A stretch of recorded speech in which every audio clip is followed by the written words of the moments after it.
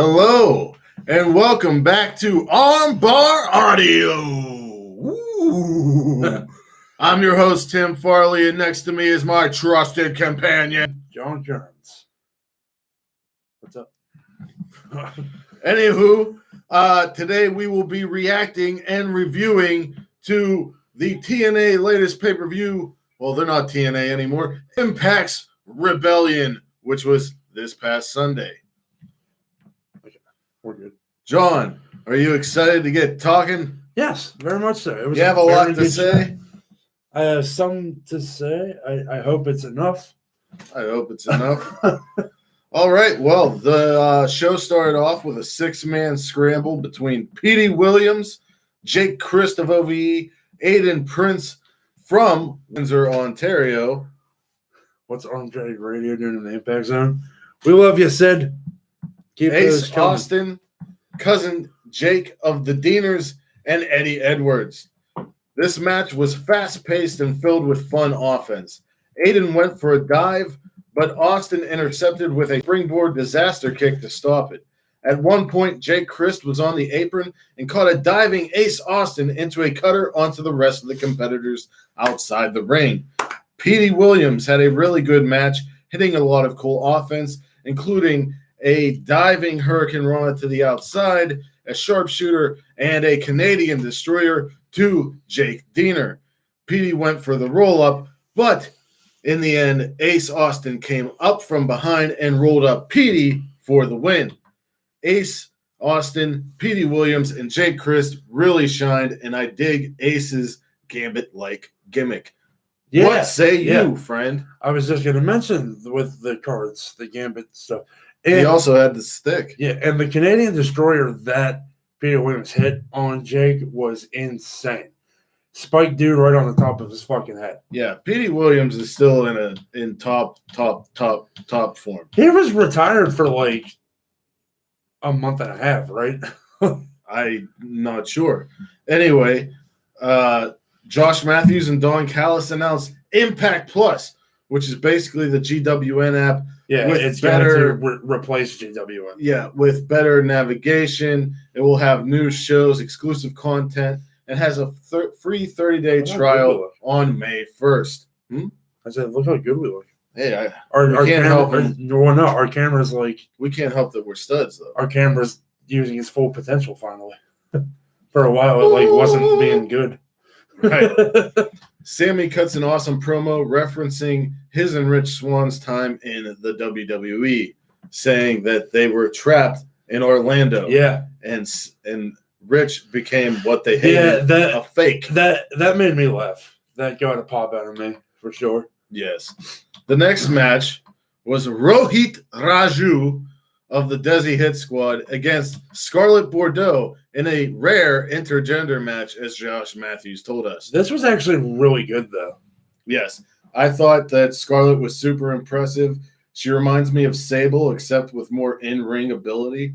She hit a tilt-a-wheel crossface, a German suplex, and a crossbody to the outside off the top turnbuckle.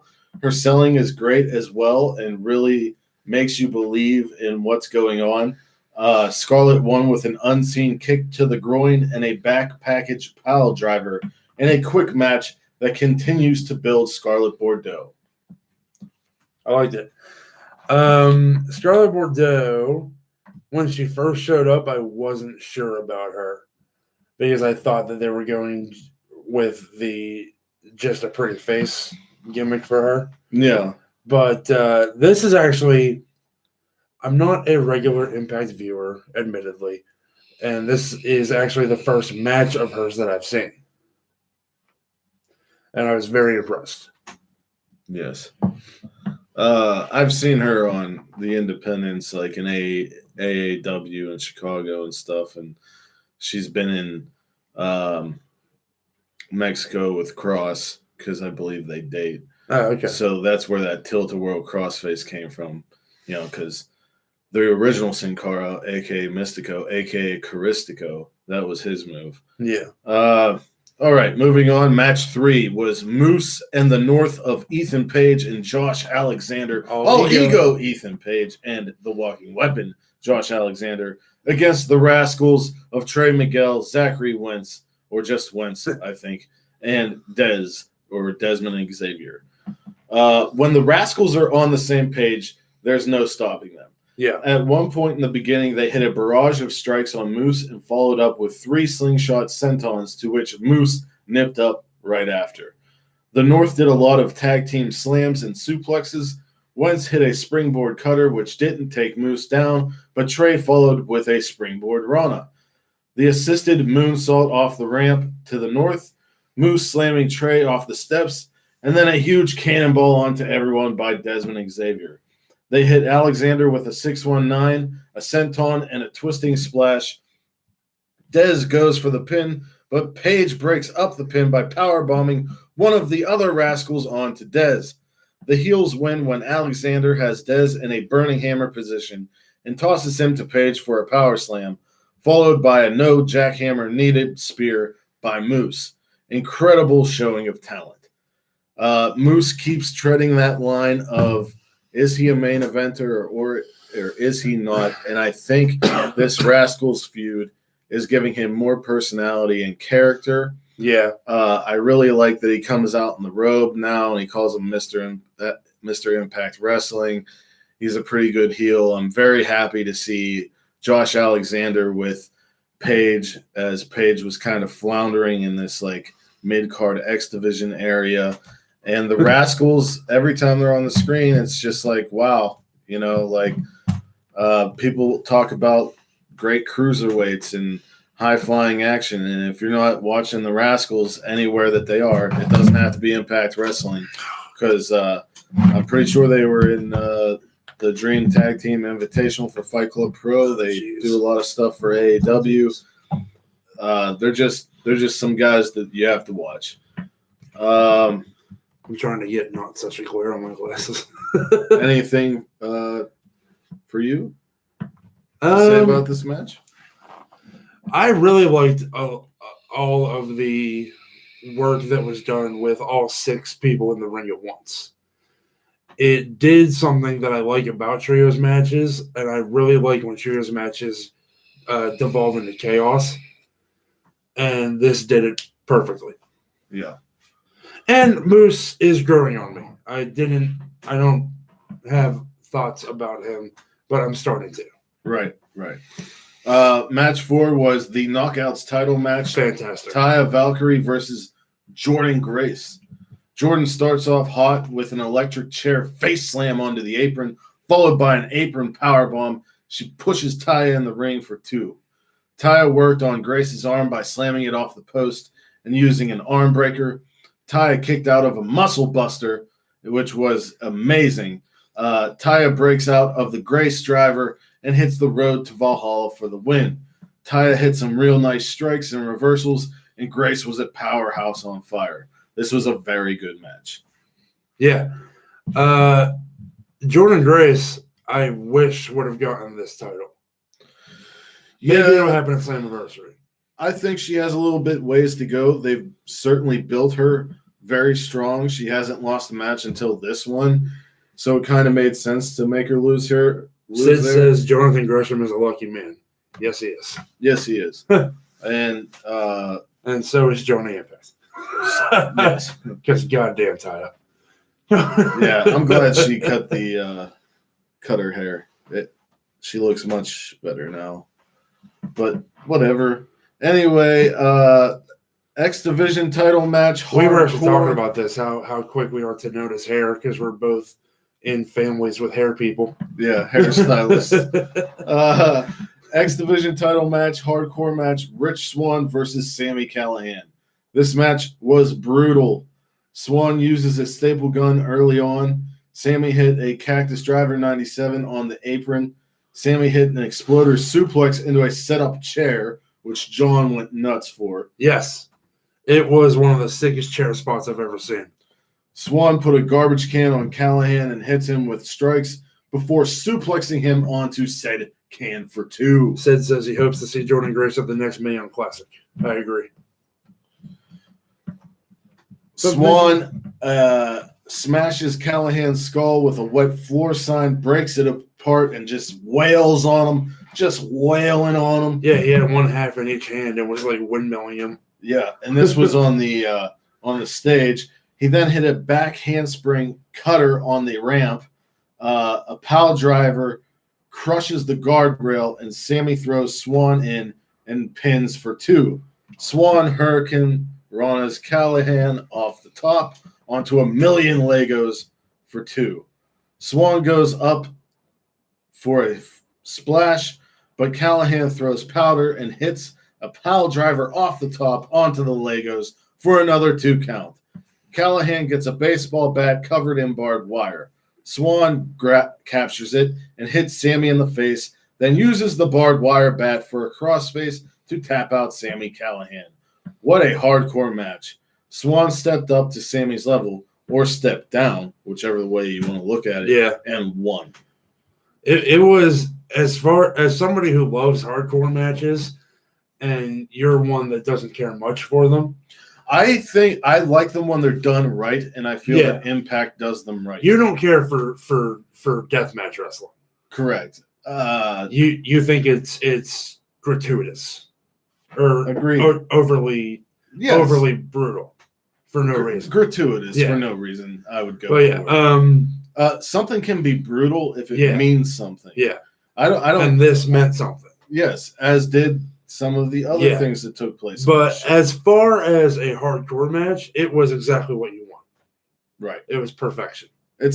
Like, I want there to be a feud. I want there to be a reason why people hate each other to the point the Rich Swann and Callahan feud is one of the best things that Impact has right now.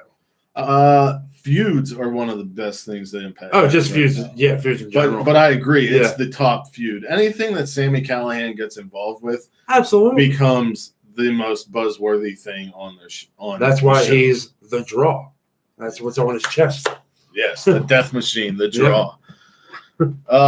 If you didn't know, it was all based upon Rich Swann being taken in by Sammy Callahan when he was 18 after his mother passed and his dad was gone.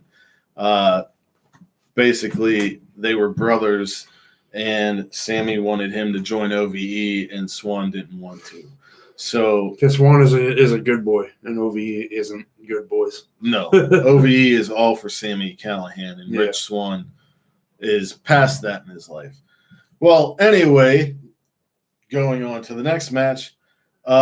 Was Gail Kim coming out of retirement to take on the undeniable, the third-generation superstar, Tessa Blanchard.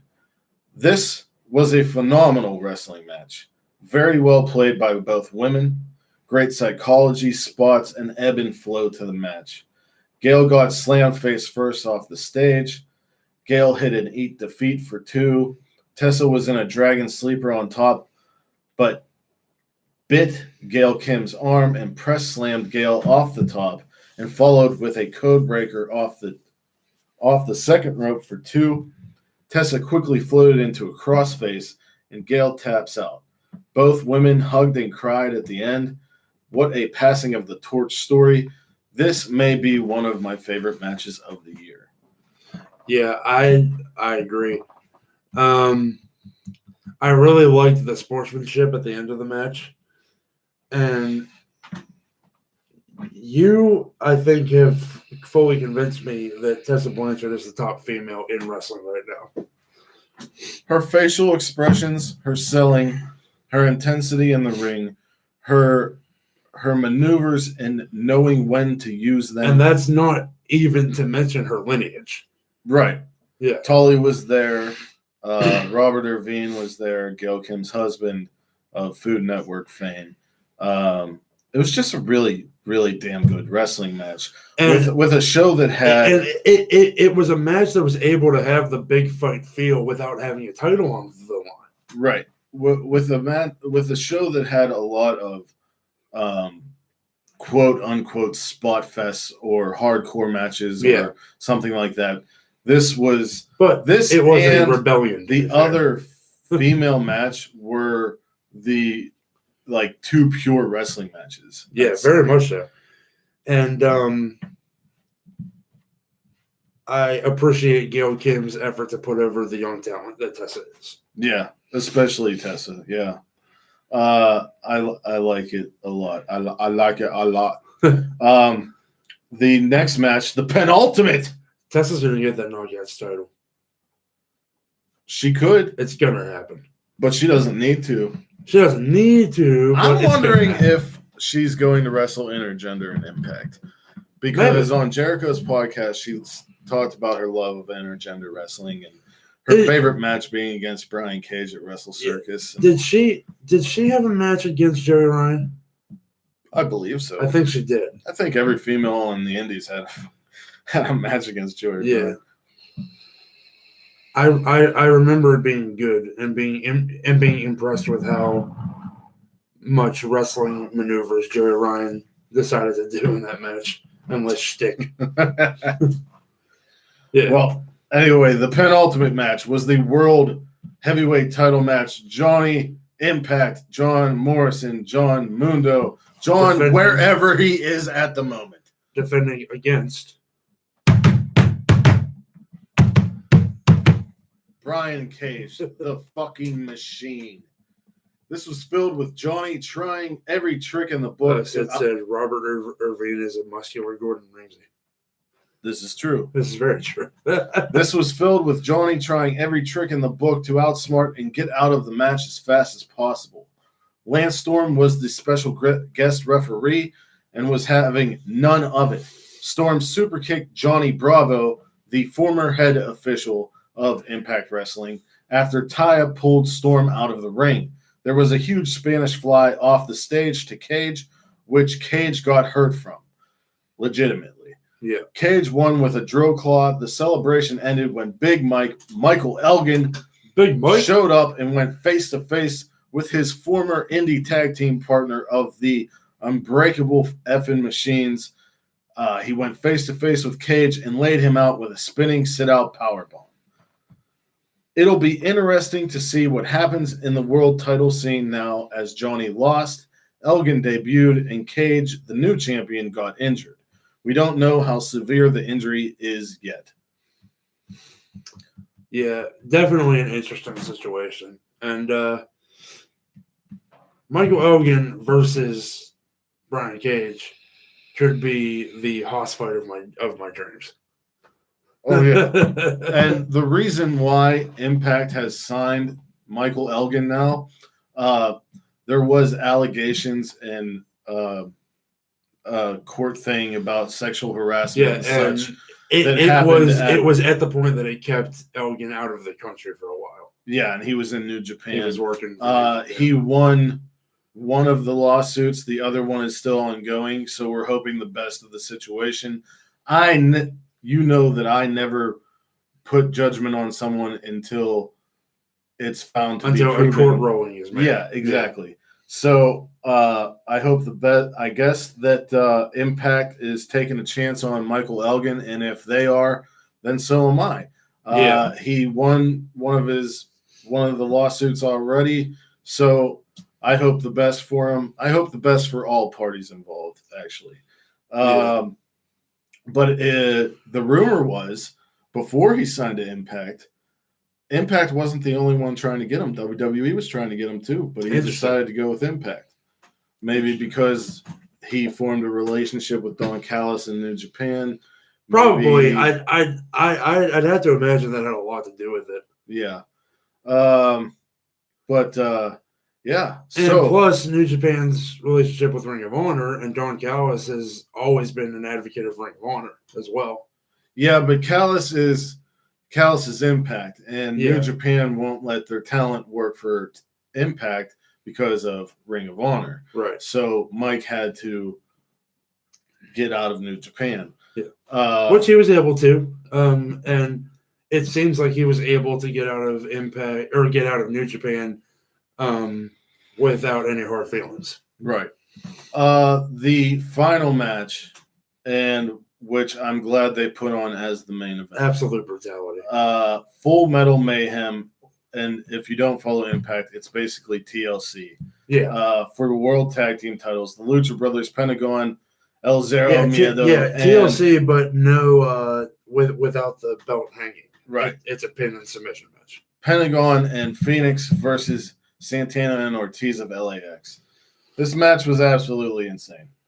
Forks to the head, Spanish fly off a ladder through a table, super kicks to a garbage cans on opponents' heads, topes, fear factor, and penta driver through chairs. I mean, I could go on and on about what happened in this match, but if you like any of these wrestlers or just wrestling in general, just go out and watch this match.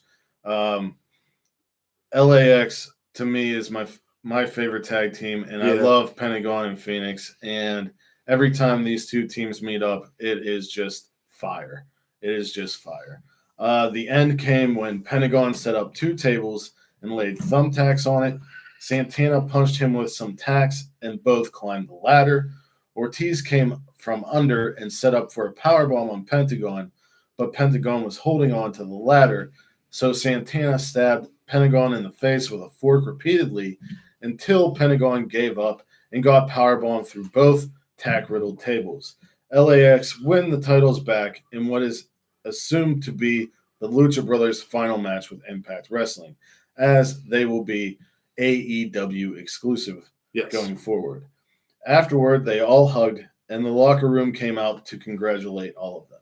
This was the right match to main event. Any thoughts on that? It was incredible. Specifically, the one spot you mentioned, the Spanish fly through the table off the ladder. Yes. I had to rewind because John was marking out so hard over it. One of the most insane things I've ever seen. Luckily, Rey Fenix is fine, because if you watch the match, what you'll see is for the Spanish fly, Rey Fenix did not rotate himself enough and landed on his head on the stage and stayed down for the remainder of the match. The remainder? Yeah. Damn. Yeah. I didn't notice because there was so much going on. He was laid out on the entranceway because when Impact goes to the Rebel Complex up in Canada, they have the old school WCW walkway to where it's level with the apron. Yes.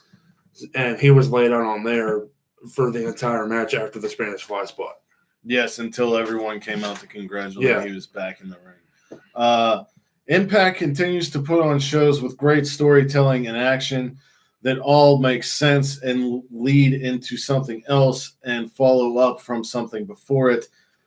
Impact Rebellion gets an A. Impact may be becoming the king of pay-per-view. I'm telling you what, man. My favorite things in wrestling right now are PWG shows, New Japan tournaments, Impact weekly and pay-per-view shows, and NXT takeovers. Yeah. Those are my 4 favorite things, and I can't put them in order, but those are my 4 favorite things in wrestling right now. Speaking of NXT, tomorrow night, Kushida makes his NXT debut. That is true. Next week, we will be talking about Wrestling Duntaku from New Japan Pro Wrestling. It will be another non-WWE episode, so if you enjoy indie wrestling or Japanese wrestling or anything other than WWE, tune in and listen to our thoughts as we talk about Wrestling Duntaku.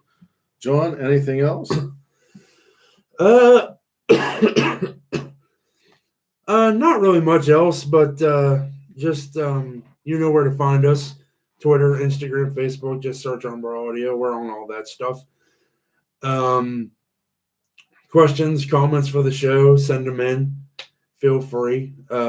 We look forward to the community aspect of doing this as a hobby. Yes. And we love talking to you guys on Twitter. We do all the time. You know that. And that's all I got. All right. So wherever you are in the world, whether it's morning, noon, or night, you have a great one, and peace and love, something like that, to all of you. Bang!